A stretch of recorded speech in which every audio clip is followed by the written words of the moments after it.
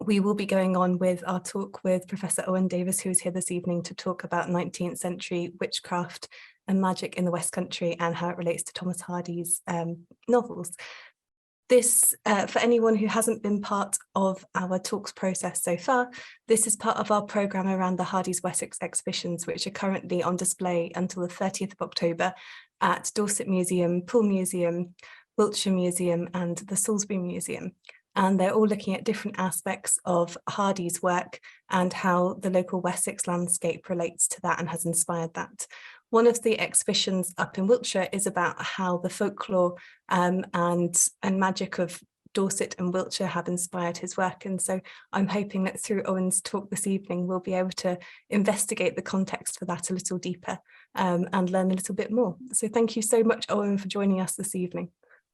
Pleasure, thank you very much. And thanks for the invitation from the museum, and thanks to you, Harriet, for getting in contact about this. It's an area and field obviously quite close to my heart. And I know Wessex quite well. Put it that way. As it's very much looking forward to it. Thank you. Okay, I'm just going to share screen then. Okay. Okay, everyone. So thanks very much for the invite. So I'm going to be talking for about 45 minutes, and obviously I was invited to talk because of the exhibition, Thomas Hardy. I'm not going to be focusing necessarily on trying to unpick all the references in Thomas Hardy's work. I'll name check a few, and you probably already out there know them as well. And some of the cases and some of the things I'm going to talk about are essentially giving you a background context to the reality behind Hardy's fiction and fictional representation of cunning folk and witchcraft in particular. Hardy was also particularly interested in ghosts, hauntings. That's a slightly different matter. I'm going to be focusing on witches, witchcraft accusations, and cunning folk. Second half of the 19th century into the early 20th century. And Wessex itself is quite interesting from a research point of view. Now, I spent a couple of years researching 19th century and early 20th century Somerset witchcraft, which involved doing systematic searches. This is before the internet, and doing systematic searches through 19th century newspapers, both on microfilm and the real hard copies themselves. And I built up a database of practitioners, of herbalists, astrologers, fortune tellers, cunning folk, conjurers, but also I found 26 court cases involving the abuse of suspected witches in 19th century Somerset.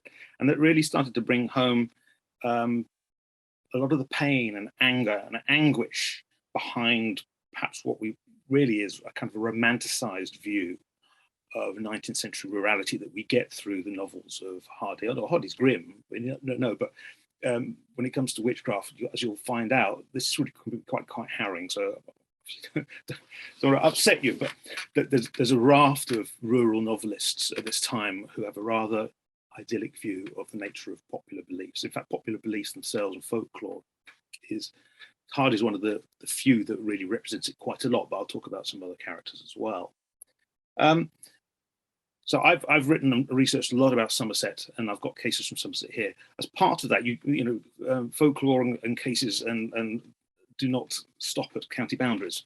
And so a lot of my work ended up trying to look at particularly the boundary region landscape environment area of South Somerset, where I was living at the time, and North Dorset as well. So that's been interesting in its own right, just trying to break down kind of county. And that's what's great about trying to study within a kind of a fictional entity like Thomas Hardy's Wessex. It breaks down our ways of thinking in terms of counties when trying to understand cultures and communities and beliefs. And that will become evident as we go on. Dorset itself is quite rich in folklore. Hardy himself was obviously inspired and influenced by William Barnes, famous dialect poet. And Barnes was an avid collector, although he didn't publish much, but he clearly gathered a lot through conversations, particularly in North Dorset. And Thomas Udall did a fantastic book in the early 20th century of Dorset folklore. and a collection there. So Dorset's quite rich.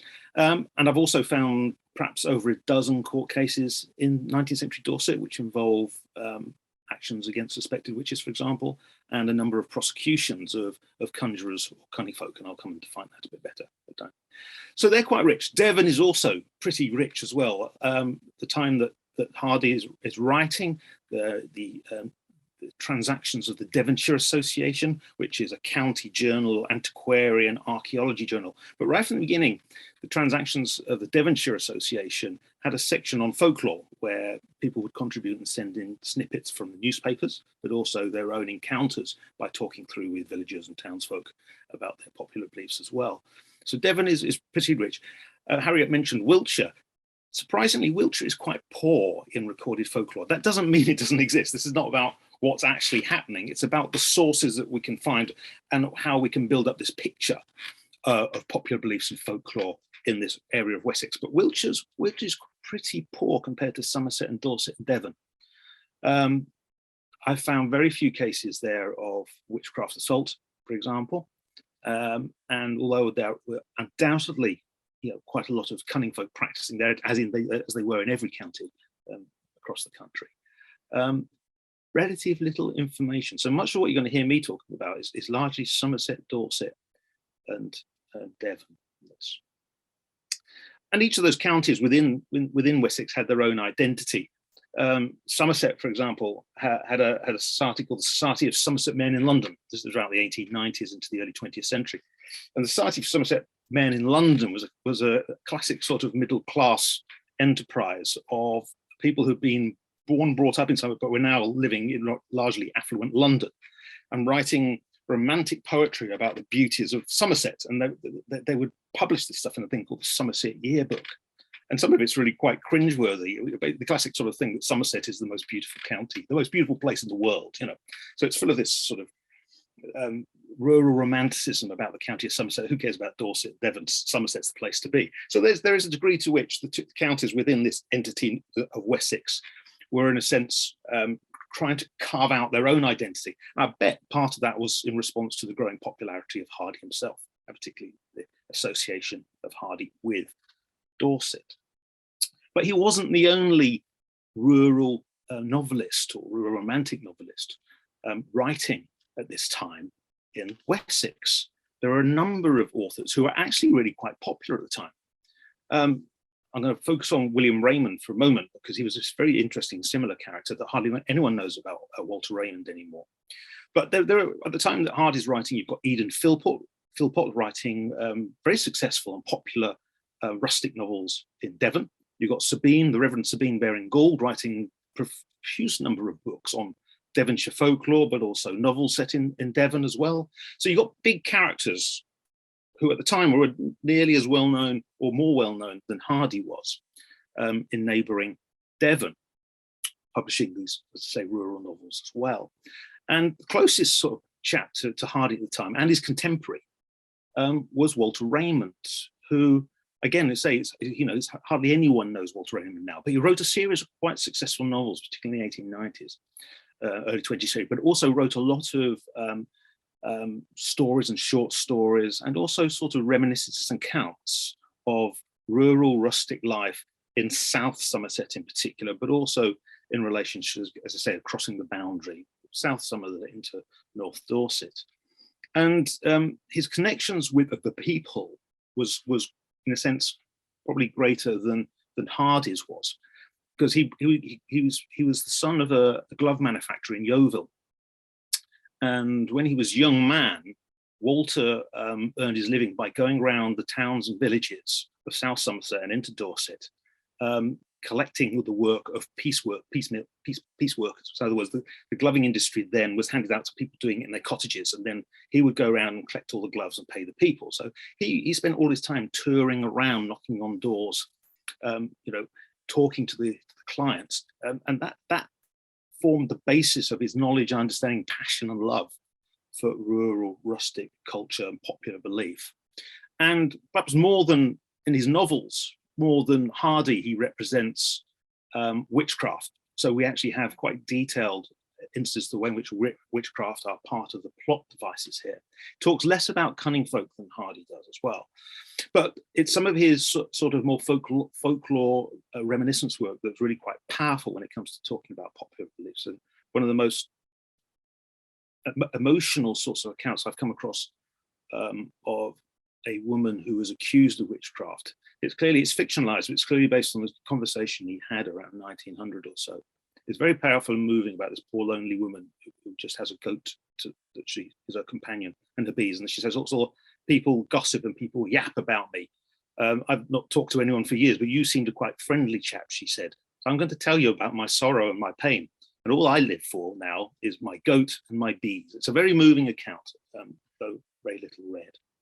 So there's a milieu here of novelists picking up on folkloric rural culture this time and representing, in a sense, degree of realism about the ways in which witchcraft and magic were part of everyday life still. And Hardy recognised, there's an interview with Hardy in 1901 with a journalist where he briefly talks about, he never talked too much about folklore outside of his novels. But he tells this journalist in 1901, oh yes, there's plenty of people around here that still believe in the evil eye, for example, on this. So he was aware of it being current. Lots of novelists at this time would situate their stories of witchcraft 50 years or 100 years or 200 years earlier. Most of them, I did a whole long survey of minor novels, regional novels through the 19th century. The vast majority of them all set at least 50 years before. It's comfortable.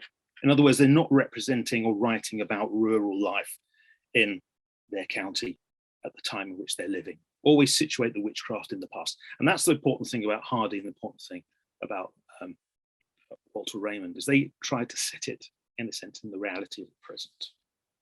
Okay. So what I'm going to do for the rest of this talk, I'm going to talk about witchcraft. Oh, just to say, this is another minor novel, which is called The Witch Ladder, Story of Somerset in the Later Days of Victoria. This is by Edward S. Tyley, which is a fascinating book. I mean, Tyley is, again, unknown, and not surprisingly, this is actually quite an entertaining book, but it's probably the only novel of this period which is primarily based around a witchcraft accusation, which ends up going to a petty sessions court.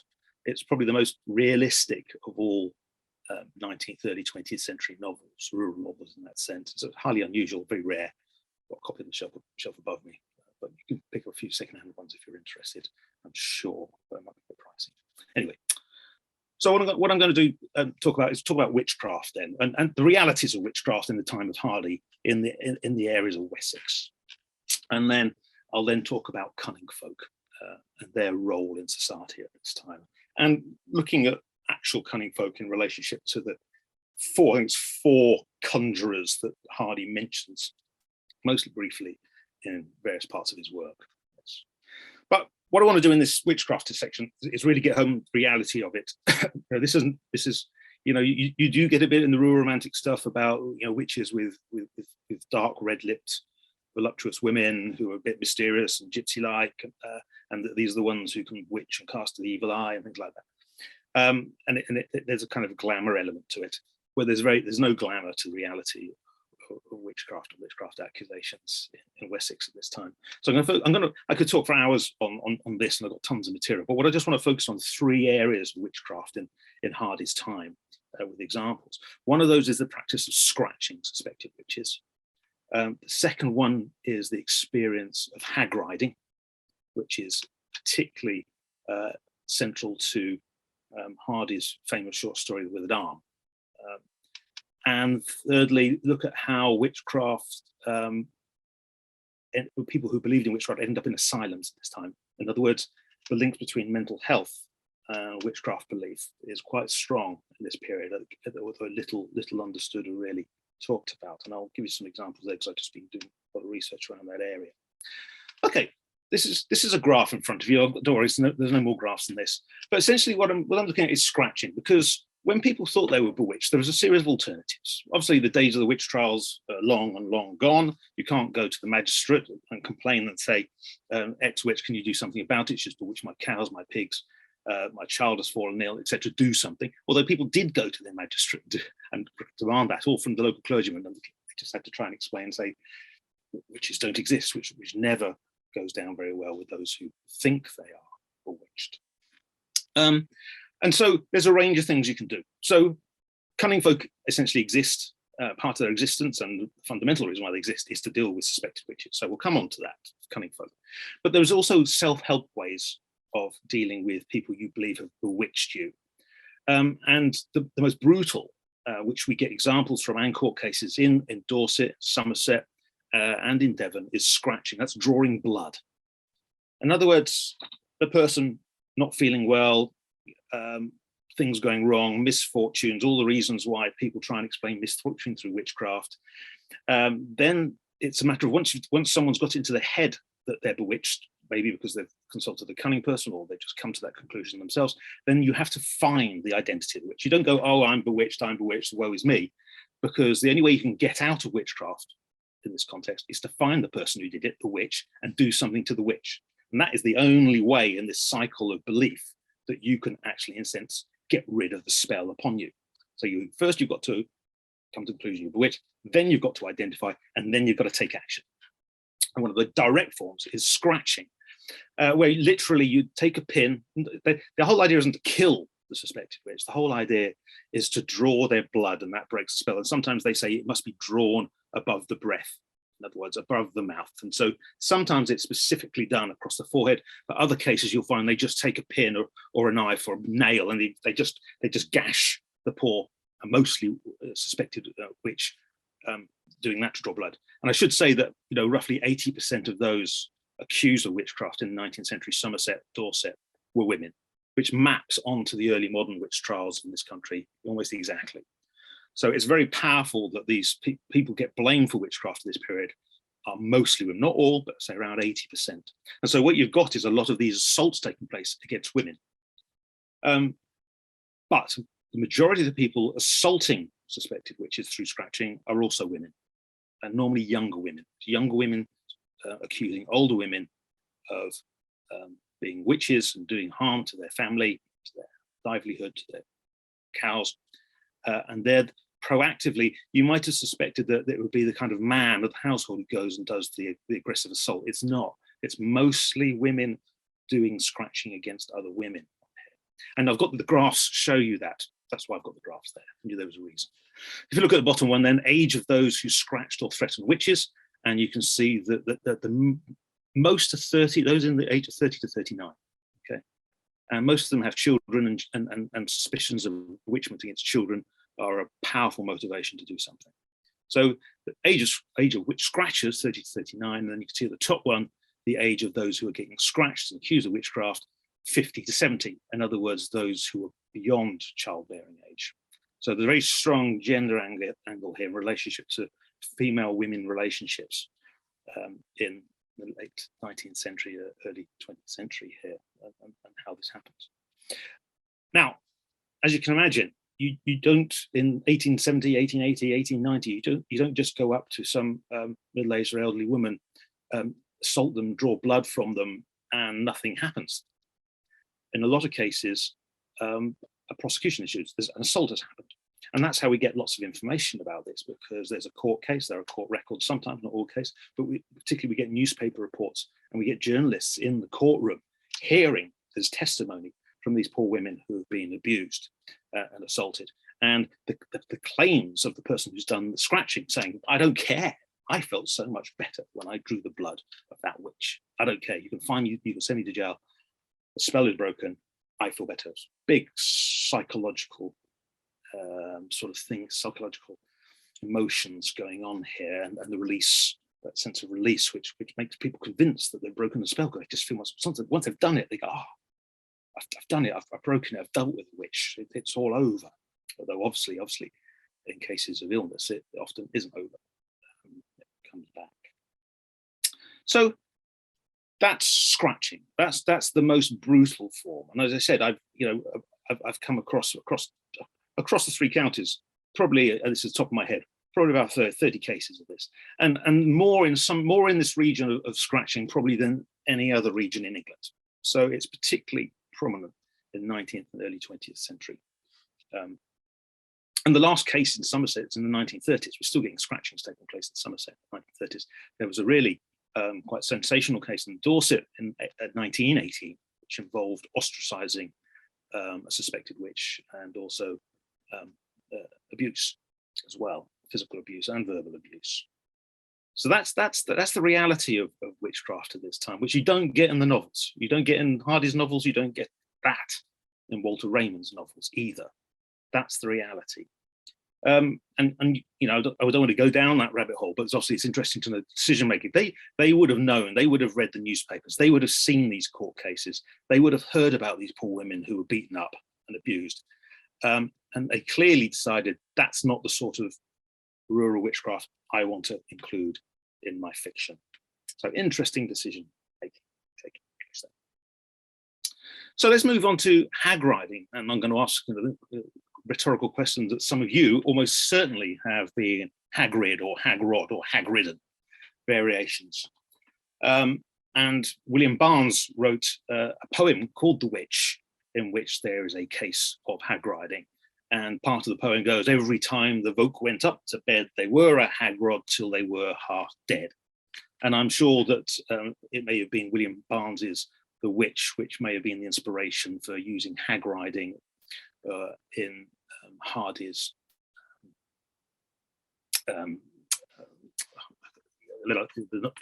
story with the Darn. Sorry, with the Darn. So what is hagriding? Well, hagriding, you probably know better these days as sleep paralysis. It is the origin of the term nightmare. But in Somerset, this terminology is particularly strong. You get hagrod, hagridden, and it's through the trade contacts and settlements from Dorset, in particular, to Newfoundland, that the same traditions can be found in Newfoundland. So there's a cultural tradition there through fishermen and sailors and settlers from Dorset, whereby the same language and ideas about hagriding can be found in both. I did a study of that many years ago on this. And the account that Hardy writes up here, I'm just giving it here, and obviously for those who've read The Withered Arm, the victim of the supposed witchcraft is Rhoda Brooke, and here's the passage. Rhoda Brooke dreams, since her assertion, I'll just move the screen a bit, I can't see what I'm reading, or you can read it yourself. Since her assertion that she really saw before falling asleep was not to be believed, that the young wife in the pale silk dress and white bonnet, but with features shockingly distorted and wrinkled as by age, was sitting upon her chest as she lay. The pressure of Mrs. Lodge's person grew heavier, maddened mentally and nearly suffocated by pressure. The sleeper, Rhoda, struggled. The incubus still regarded her, withdrew to the foot of the bed, only, however, to come forward by degrees, resume her seat, and flash her left hand as before. Gasping for breath, Rhoda, in a last desperate effort, swung out her right hand, seized the confronting spectre by its obtrusive left arm, and whirled it backward to the floor, starting up herself as she did so with a low cry. It's a very evocative account of the actual experience here. And I've actually come across 5 court cases in Dorset and Somerset in the 19th century, which derive from people having exactly this experience and then going out and scratching the witch who they had seen that night sitting on their chests in exactly the same form as is described by Rhoda Brooke in her experience of hagriding or sleep paralysis. What it actually is, it's a global recognized biomedical condition. I've had it once in my life. It happens during rapid eye movement, REM sleep. In REM sleep and rapid eye movement sleep, your muscles relax, are completely paralyzed. As your muscles rest at night, you switch between REM and in REM sleep, rapid eye movement is because your central nervous system is going mad while your body rests, your muscles rest, and then it switches through the night. So you get non-REM sleep where your central nervous system goes to rest and your body, in a sense, becomes more active. I mean, to move around, you thrash around in bed, etc. Those different phases of REM and non-REM sleep. And where hagriding sleep paralysis comes from is there's an interruption in REM sleep, where the central nervous system is active and you awaken, but briefly your muscles are all paralyzed. You cannot move at all.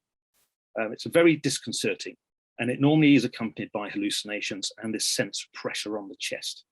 I've had it once in my life where I was paralyzed. It normally happens when you're sleeping on your back, so that's why people sometimes sew tennis balls into their pajamas to stop you sleeping on your back. you will avoid being hag-rod or hag-ridden. I had it once with a disembodied grey hand came up and started throttling me as the pressure. So you get different forms of hallucinations which are culture bound. So in a culture that believes in witchcraft, you will get people hallucinating during sleep paralysis of seeing the suspected witches. In the mid-20th century, you start seeing aliens being cited as being, alien abuse of alien has come down and put pressure on me. So it's culture bound in that sense.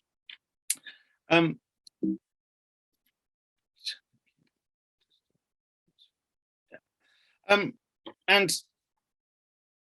the interesting thing about this Hagriding, I think, is that it's very real. I mean, that's what Hardy gets across here. It's a very real experience. One of the few times in kind of this whole conception of belief about witchcraft where you actually feel like you are being physically assaulted. You can accuse witches of making you lame, or let's say stopping the butter from coming, or making your cows dry up. But here's a very, very real experience which feels like you're being supernaturally assaulted. And it's that leads to the strength of belief, because this can happen over and over again. And so people are absolutely exhausted, they're not getting any sleep, and that leads them to make decisions about, I can't stand this anymore, I know who's doing it, I've seen her in my dreams, and I'm going to go and scratch her. There is a fascinating case from about 1860s, a description of a servant. This is in Somerset, a Somerset servant who's being hag-ridden night after night after night. And one day his master comes up into his bedroom in the evening, and he sees his servant lying on his bed, on his back, with a piece of wood, square piece of wood with nails driven through it. So it's like a piece of armor with his nails streaking upwards. And he kind of wakes up his servant and goes, "What on earth are you doing? Why have you got this sort of breastplate with nails coming off it?" And he explains, he said, "I'm being hag-ridden with this damn woman every night." And so it's so physically real. He says, "I've constructed this. She can't sit on me and look at the nails. It's too sharp for her. She won't be able to do it." That's the physical reality of it, and that's a real event, and it matches what we see in the court cases where people describe their experiences of this horrible thing, it's being hag-ridden and hag-rod. Okay, I'm just going to move on to relationships between. Well, actually, no. There's a kind of a linking one here. This is an example. What you've got here is John F. Dawbird, and this is an interesting case because Bird was sentenced to 6 months in Dorchester prison for having assaulted a woman called Charlotte Griffin, who was in her 80s, after he claimed that she had been hag-riding him. Now, Bird was from Dorset, and his father was a farmer. He took over his dad's farm around Batcombe in Dorset. He's a young man, and he experiences hag-riding night after night, and he says he sees Charlotte Griffin, this old woman, coming in at the window and sitting on him. And it's driving him mad, no sleep, can't work. And so one day he sees Charlotte Griffin in one of the workers' cottages of his father, and he takes a stick and he beats her mercilessly.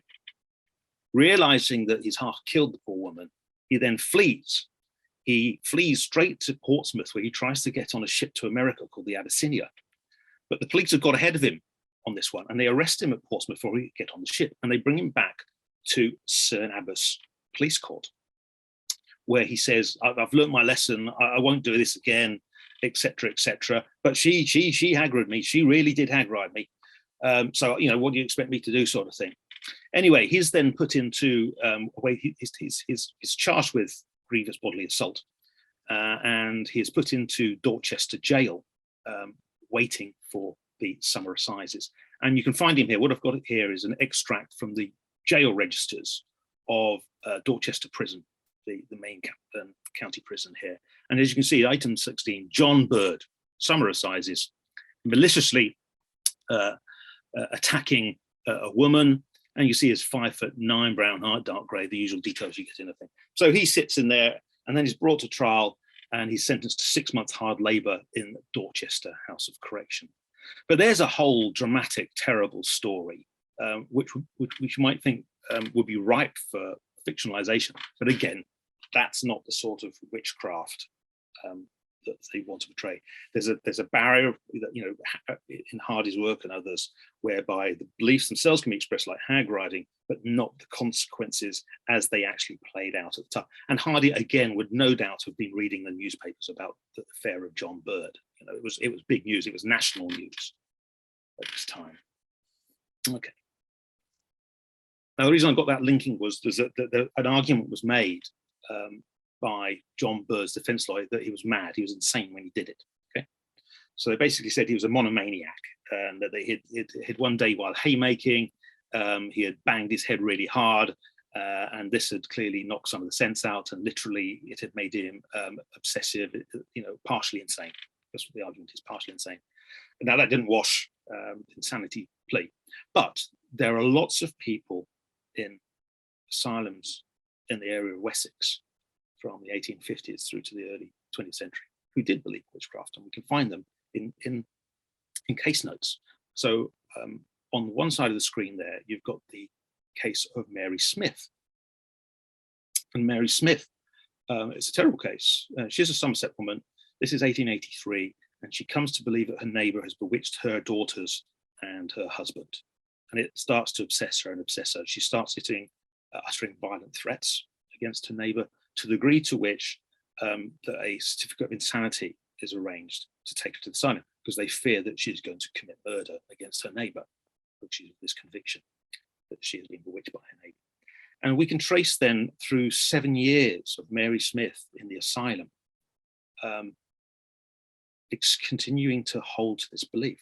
So that she goes through all the treatments. She ended up in Gloucester Asylum because the Somerset County Asylum, after 7 years, says we can't. Nothing's changed. She still believes this woman's bewitched her. She still wants to basically have her done away with.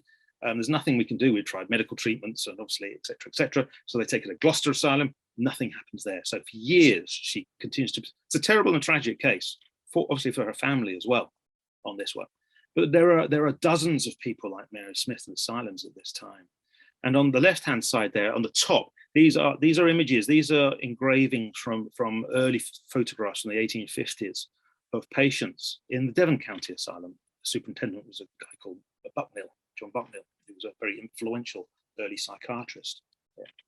And the top woman there, you can see, but she's not named on the image, but Bucknell, in one of his books, says, well, but that woman is someone who's been through our asylum. And again, she was one of many in the Devon County Asylum who say who have got the conviction they're monomaniacal, that they have been bewitched, and therefore they have to be removed. They have to be removed from their communities because of the threat and danger they might pose to the people that they accuse. So this is another angle. There's those who go out and scratch suspected witches, and here's examples where the families of those who and neighbours of those who think they're bewitched get so fearful that basically the authorities are called in to try and do something in a therapeutic way by removing them from the community and hopefully treating them and then bringing them back to the community again here.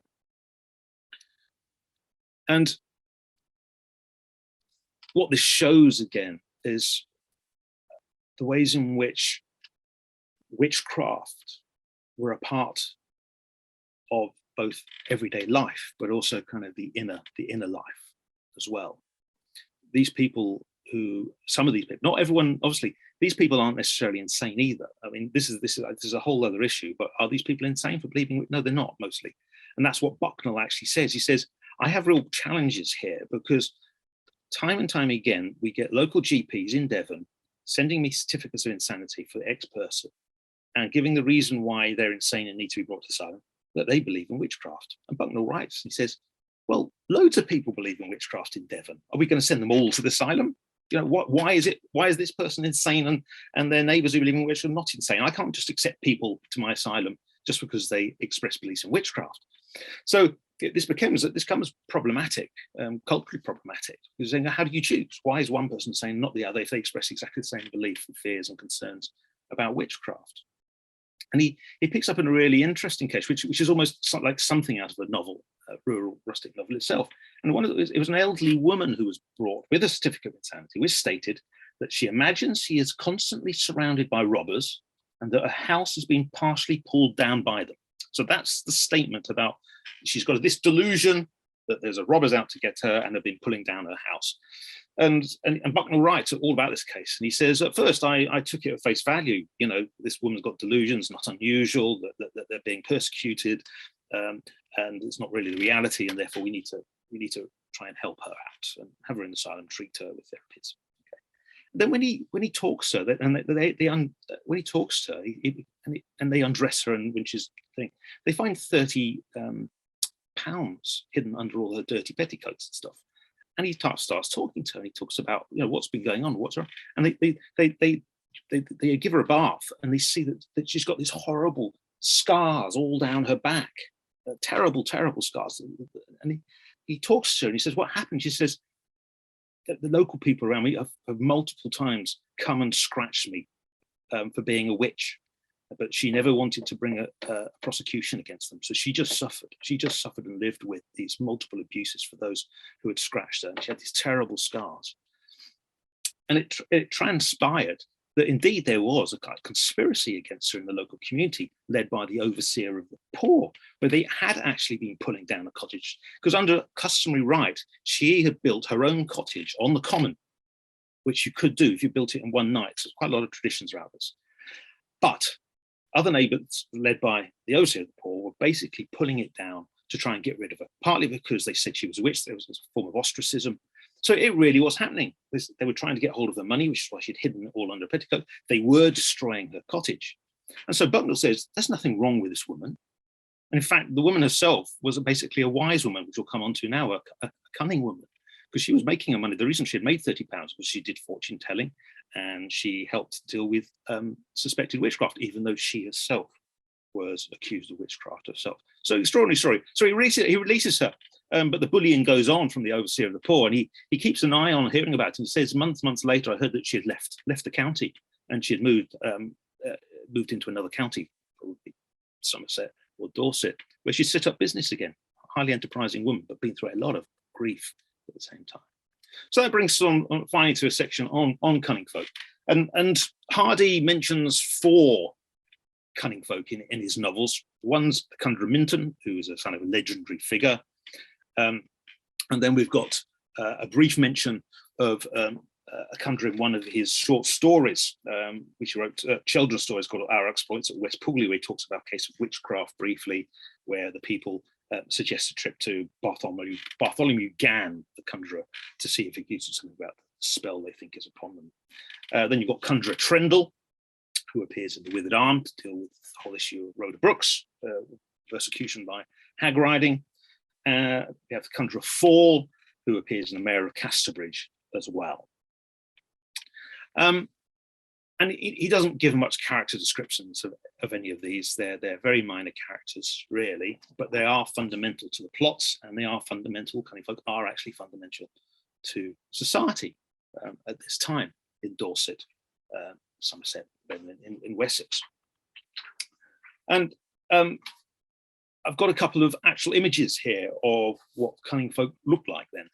And on the left, we don't know this. This is a Devon Cunning Man, a photograph taken of a Devon cunning man or wise man, a village wise man. I suspect this is Conjurer Snow from Tiverton. That's my suspicion. There's no name, but there was around the time this photograph was taken, he was attracting quite a lot of people and patients from not only Devon, but from Somerset would come to Tiverton. Obviously, the railways have arrived, so people come from longer distances to such a renowned person as Conjurer Snow. So he had people from Dorset, from Somerset, coming to Devon to consult him. The one on the right, I know a lot more about. This is the infamous Billy Brewer, who died in 1891. And he was a Taunton cunning man. He was a pipe maker, clay pipe maker by early trade.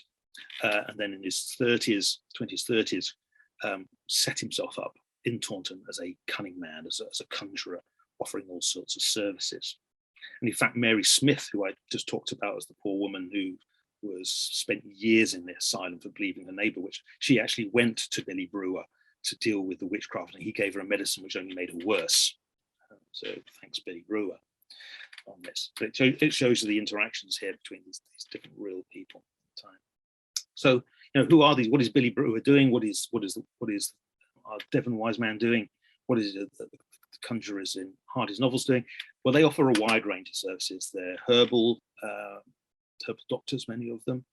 They're astrologers. Some of them practice astrology. They all practice some form of divination and fortune telling, and they all fundamentally deal with suspected witches, identifying witches and dealing with witches, which is, I say, the mainstay of their business. And I think if you look at this map here of the distribution of cunning folk in 19th century Somerset and North Dorset and East Devon, you can see there's a real concentration down in the south of the county and into the north there and around. And I think one of the reasons why it's such good territory for these people who are offering all these services, and particularly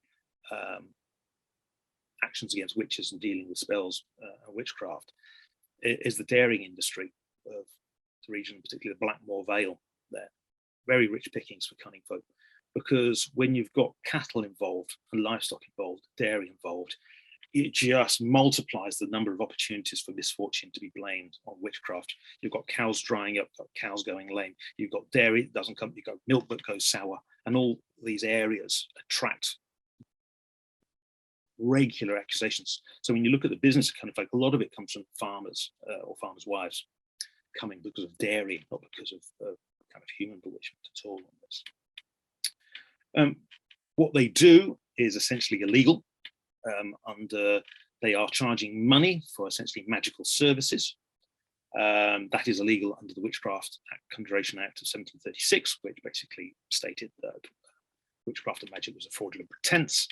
Very few are prosecuted under that act. Most cunning folk in Wessex and elsewhere are prosecuted under the Vagrancy Act, Section 4 of the Vagrancy Act, which talks about charging money for subtle and crafty devices and palmistry. And it's the subtle and crafty devices which become this all-embracing term for all these magical services that cunning folk do. So it's nearly always under Section 4 of the Vagrancy Act that these cunning folk are prosecuted.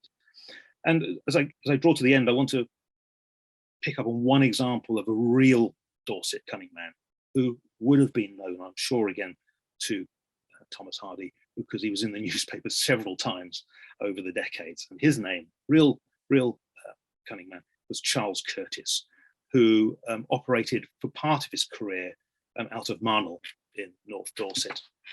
And Charles Curtis, I'm pretty sure, may have been the son of an early 19th century, quite famous cunning man of Batcombe, who was called John Curtis.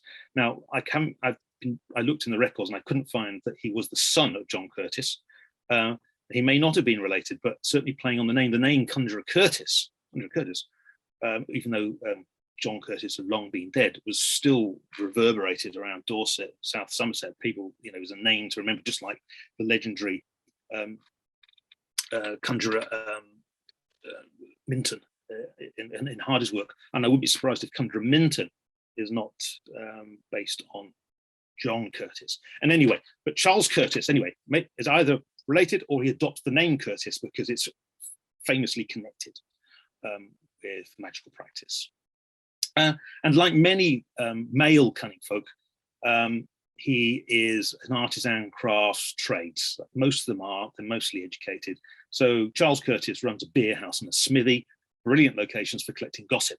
Absolutely brilliant. So, and that's what he does. He collects hearsay and knowledge. So when people come to him about a stolen cow or a stolen purse or something, he'll pick up on the gossip networks that he would have picked up from people talking to him at the smithy and in the beer house, for example. So ideal trades for a cunning man at this time. In 1859, he spends two months hard labour in Dorchester House of Correction for misleading one of his clients about stolen goods. He's in the newspapers again in 1871. By this time, he's actually living south of Dorchester in Broadmain. And this time he comes before the police courts because he was charging money off a labouring couple whose poor son suffered from epilepsy, which they attributed to witchcraft. Curtis agreed it was a witch and went through, charged various forms of sorts of money for various spells and things, which never worked, of course, against epilepsy. So there's reality again of these sort of slightly dodgy characters who are going in and out of prison, doing hard labour, far removed from the sort of the romantic, legendary characters you get in rural novels this period and in Hardy's novels as well. And the other thing you don't get in Hardy's, all four conjurers in Hardy's work are men, whereas in fact my work has shown that in Somerset, Dorset, and the kind of Wessex area, if I extrapolate a bit widely, roughly 60% of cunning folk were men, 40% were women. So 40% of women operating in the 19th century, but they're not represented.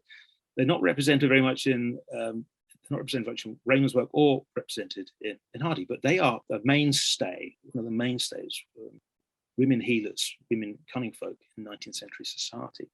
And one of the more well-known ones in the second half of the 19th century on the South Somerset Dorset border, who attracted clients from both Dorset and Somerset, was Mother Hearn, who lived not far from in a remote little cottage, which I went 20 years ago, still existed as it had been pulled down in the 1920s. You could still see a patch of rough rubble and grass where her little cottage had been on the road across the downs into Sherborne, near Milbourne Port. And she was very well known across North Dorset through the second half of the 19th and early 20th centuries, very well known in South Somerset as a very effective, cunning woman. They don't call women conjurers, they're normally wise women or cunning women at this stage.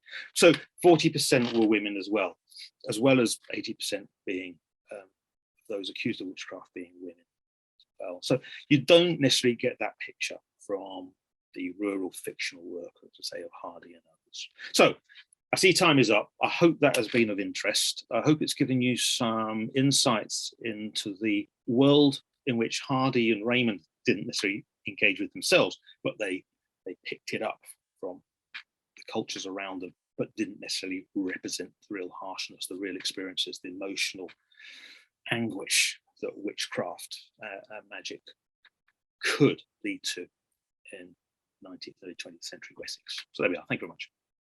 Thank you so much, Owen. That's been absolutely fascinating to hear the backstory behind some of these characters. And there are also, I think, there's a lot of Hardy, like you said, it comes from that point of view of seeing the consequences within those kind of interactions between people. But it's really interesting as well to see how that then plays out in the formal courts, which I, Hardy's novels quite often end before it gets to that level of litigation, because the focus is on the protagonist, not on the kind of witchcraft figure in the corner. We've got some really good questions that have come through, and I'm hoping we have time for them all. So we'll start at the top, and we've got Gary Taylor asking, did Hardy and others include witches, cunning folk, etc. to reflect contemporary life, or as a device to criticize the church and organized religion? And I also have bits jumping on this if you run out of anything to say, Owen. Yeah, well, okay. So, I mean, I don't think it's necessarily connected with any to do with religion at all. Because witchcraft belief, witchcraft accusations, and the services are inextricably woven into Dorset society at this time. It's all to do with dealing with misfortune in a very chaotic world before the medicine, for penicillin stuff and illness, misfortune. People don't have insurance, all those sorts of things. The safety blankets we have. So, you in a sense, you cannot ignore that there are witches and cunning folk operating. If you're going to write a novel which is actually set in the 1880s, 1890s, or even 20 years before or whatever, rather than the century before,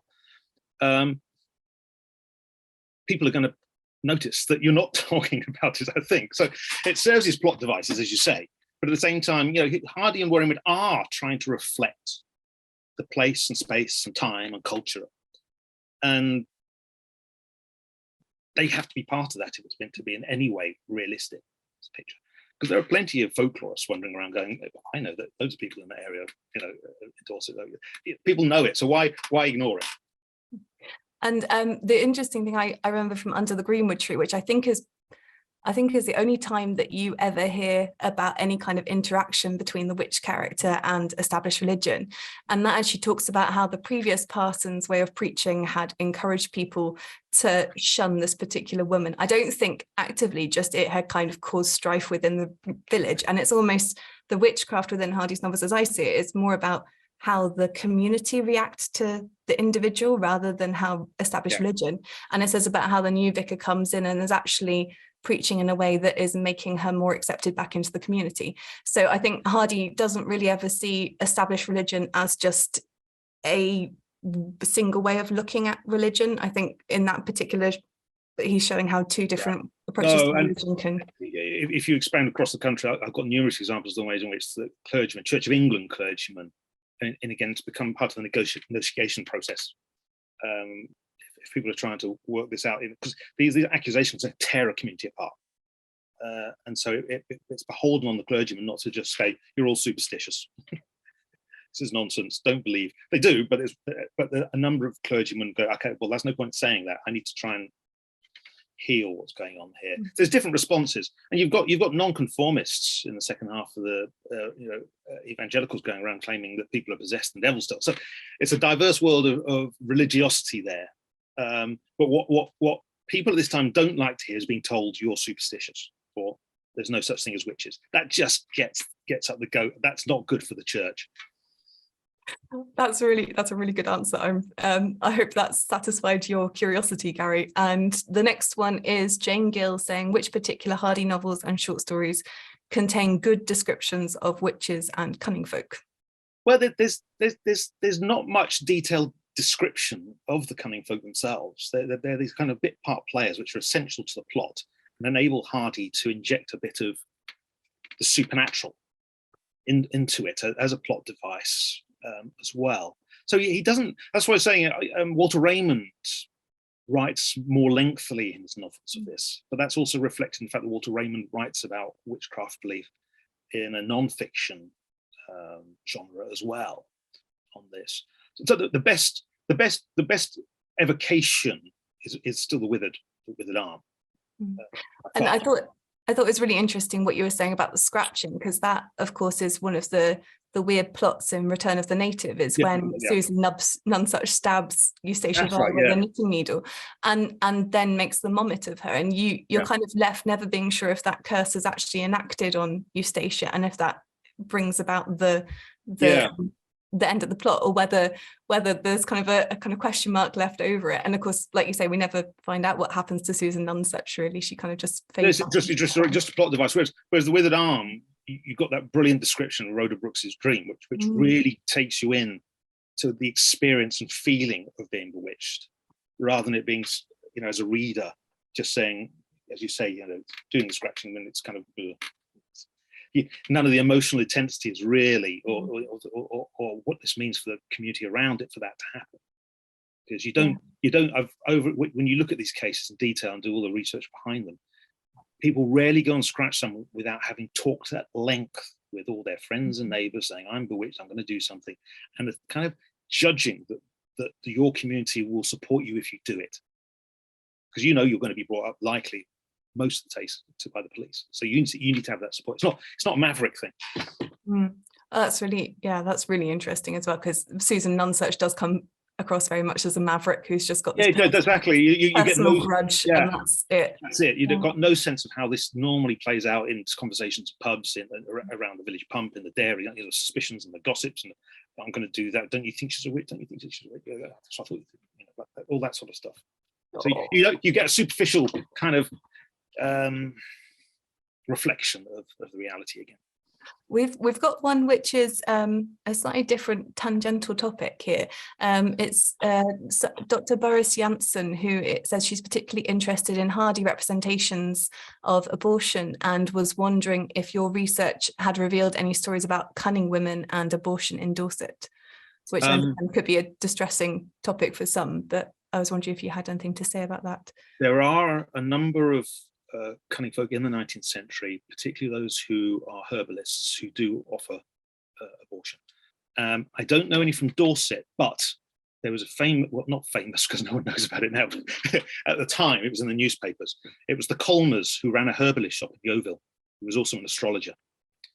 And he was prosecuted and sent to prison along with his wife for doing an abortion, herbal abortion. So it's a quite harrowing case because the woman dies from the treatment, and that's why he ends up being prosecuted. Another interesting aspect of that was that he called his daughter Cleopatra, and his son was Agrippa, famous occult philosopher. So he clearly must have. But yes, that is a part. But I would suggest that most cunning folk don't go that far. They know that will lead them to transportation, depending on what period it is. There's a woman called Whisker, a cunning woman called Whisker in 1850 in Norwich, who was transported. And the client hasn't died. She was using white hellebore as the abortifacient. But so yes, it happens there, as inevitably, particularly in those operating in urban areas as well. Our next one is, when did witchcraft accusations become less common? And this is Kayla, and she's referencing, of course, Lolly Willows by Sylvia Townsend Warner, which goes very much into that, but is set more in Chilterns. And she said, I always wondered how much she knew about Dorset's history, because of course she was based in East Chalden here. Many thanks for such a great talk, and she's visit Dorset for the first time next winter, and this has made her very excited. Okay, right.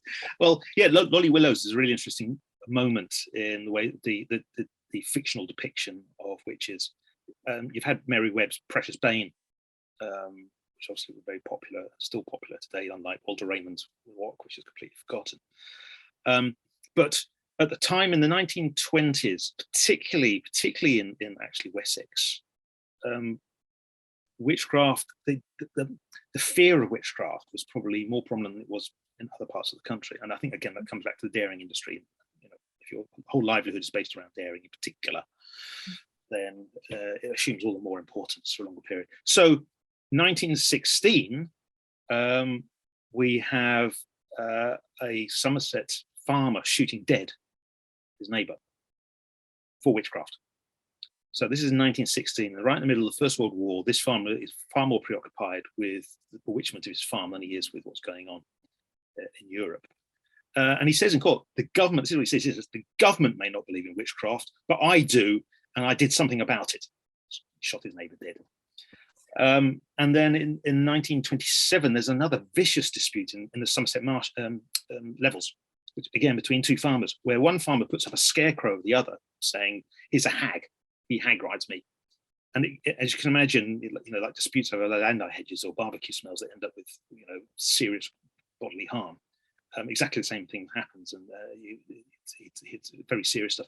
And into 1920s, 30s, there's prosecutions in Glastonbury and places like that. As I say, there was a quite well-reported 1981 in Dorset. So it goes into the 1930s, it really tails off. And again, that's a whole other story. It's nothing to do with people becoming more educated. Education is no link to the belief in witchcraft, nothing to do with it whatsoever. It is to do with, I think it's to do with aspects of the ways in which the economy works. It's the aspects in which insurance comes in. We have a National Health Service comes in 1948. You've got pensions in the 1910s, 11s. Life just becomes as a comfort blanket, Social Security and all those sorts of things. So when you're one pig that you rely on to falls ill, it's not the end of the world. And I think. So I was just going to say, I think that's partially answering our next question, which was asking about why you feel there's a particular proliferation of witchcraft and allegation in this particular area. I think it was really interesting. I didn't realize it was going on quite so recently, but also it was really interesting what you were saying about the agricultural ties to witchcraft accusations. Yeah, it's interesting. I did this lengthy survey of newspapers and other Crown records for Somerset, and then I found myself in Hertfordshire years later. I thought, I'll do this for Hertfordshire. It's even though people think of it as part of London, or it's part of it. I don't know.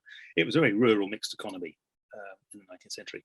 We did exactly the same thing, and systematically through newspapers found not one case of abuse against witches, only one tangential reference to a cunning person. So there are big contrasts here between what's going on in Somerset and Dorset. Doesn't mean that people in Hertfordshire have stopped believing in it. It's just hasn't become sufficiently relevant or important for people to act on it by going to a cunning person or by taking action into their own hands. And so I mean that shows starkly. It's nothing to do with London, Hertfordshire people being more intelligent or because they're close to London. That's got nothing to do with it. It is to do with the economic, social milieu in which places are changing and developing, and particularly in, as I say, if you're in a predominantly arable area, I think that just just stuff less is going to happen as life becomes more comfortable. Yeah. I think Hardy says something along the lines of sheep are such unfortunate animals. They always seem to be getting ill one way or another. And the Exactly. side of that is you're always wanting to blame something for this inexplicable sheep death. And the other part of that question was also about whether there is a greater affinity with early pagan beliefs in this area than others. And I don't know what your thoughts on that. I just thought it'd be interesting to add here that Hardy does indicate this. Certainly that was his feeling in his works, that he felt that there was a greater affinity with some kind of pagan heathenism that he talks about Tess as having from having grown up in the fields, and that she has these two flip sides of the side that goes to church and then the side that kind of is at home in nature. Although I don't know if he would necessarily see that as, her being aware of that. Yeah, no, I mean, if looking at the historical evidence, there's no links there. But what you do have, and this is where Hardy's that you're absolutely right about that, when you get it in other rural novelists as well, the free spirit, it's a bit like Precious Bane as well, kind of the free spirit woman, one with nature sort of thing, roaming barefoot across the meadows and things like this. But where Thomas Hardy's probably coming from there is actually the early folklore theory of survivals, whereby folklorists in the 1880s, 1890s into the early 20th century are looking for aspects of folklore, and they think they find it in parts of charms and spells and things. They're looking for pre-Christian survivals in contemporary rural culture. They don't bother going to towns. The folklorists just do not go to towns because there's none of it there. There's no folklore in towns. So let's go down into the deepest Somerset and deepest Dorset, and we'll pick up all these charms and spells, because clearly there's a primeval sort of pre-Christian survival of culture here. Well, that's a early folkloristic way of thinking about it. Well, and dare I say, anthropologists were guilty of that in the late absolutely 20th century and early 21st century as well. Yeah. The anthropologists, the folklorists like that, and they both subscribe to this survival theory where things are either tied to vestigial animal sacrifice, vestigial sun worship, vestigial goddess worship, and they try and find this in the folklore of Somerset, Dorset, rural folk. There are echoes in healing charms that go back pre-Christian, into pre-Christian Viking times, because we have literary evidence. So I'm not saying there's no links here, but not what the early folklorists were way off beam. Yeah, it's not a kind of pure core that had survived the whole of the introduction of Christianity, the Reformation, and then was still kind of hanging on in a coherent way. It was kind of more, Oh, that's really interesting. And this also, we've got another question here, which ties into another previous question that you were answering about when did folklore when did this kind of practice end, which I think you've already previously asked, but they were asking, in addition to that, were there ever any positive associations with witchcraft and witches? Not in popular culture.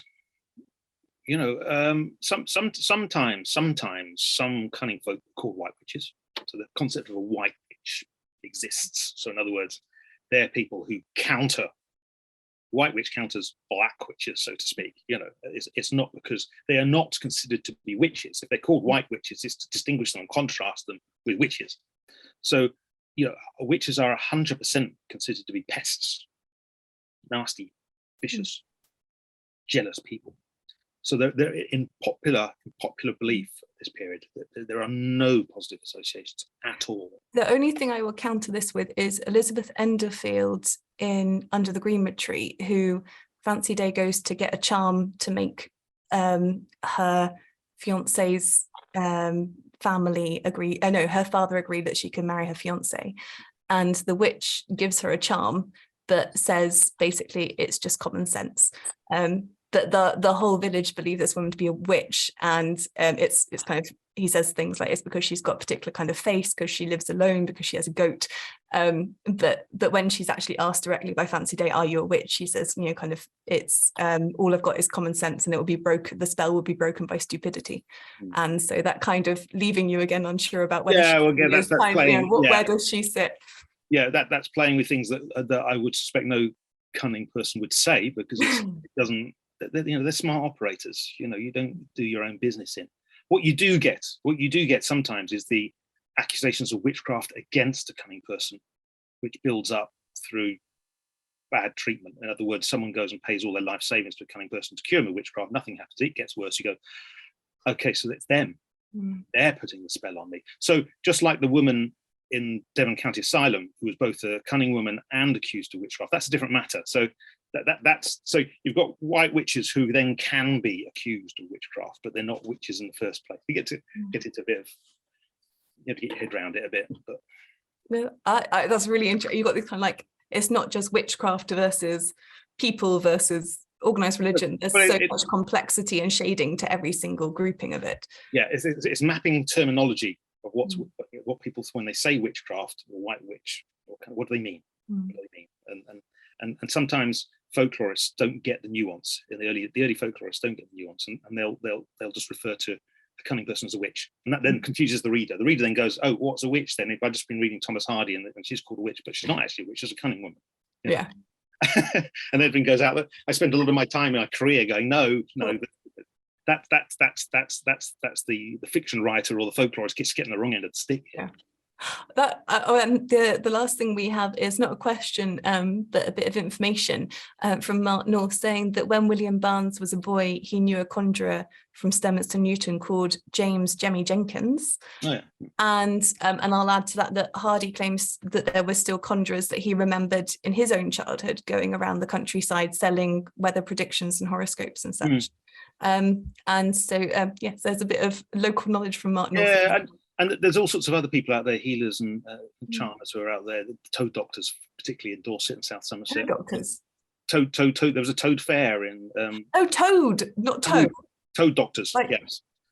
Yeah, in the 19th century, they were very popular, and they would tour around South Somerset and Dorset. And what Dr. Buckland was the famous one.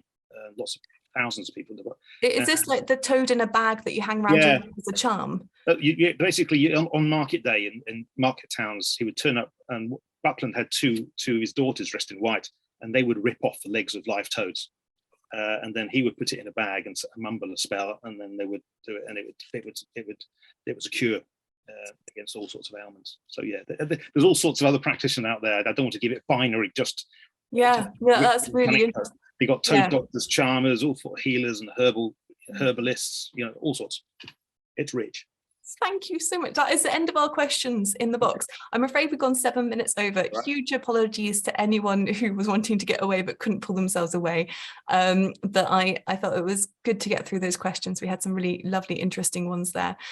Thank you so much, Owen, again, for joining us today. It's been a really interesting talk. I've learned so much, even beyond what I already knew of Hardy and belief in the West Country. So thank you so much. And thank you everyone for joining us today. Our next talk is going to be on the 29th of September, and that's Elizabeth Lowry talking about her new book, The Chosen. So if you want to join us online for that, tickets are available where you bought the tickets for this talk. Thank you so much. Good evening, everyone.